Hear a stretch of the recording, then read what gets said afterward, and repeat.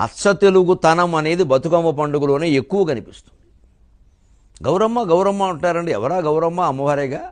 మొదటి రోజు ఎంగిలి పూల బతుకమ్మ, ఇలా రెండో రోజు అటుకుల బతుకమ్మ, మూడో రోజు ముద్దపప్పు బతుకమ్మ, నాలుగో రోజు నానబియ్యం బతుకమ్మ, ఐదో రోజు అట్లు దోశలు అనమాట, అట్ల బతుకమ్మ, ఆరో రోజు అలిగిన బతుకమ్మ. విశేషం, ఆ రోజు అలుగుతుంది ఆవిడ, ఆడపడుచు అలిగినట్టు, ఆ అలక తీరుస్తారు. అదో ముచ్చట. బతుకమ్మను ఇంటి ఆడపడుచుగా భావిస్తారు. ఎంత గొప్ప విషయం.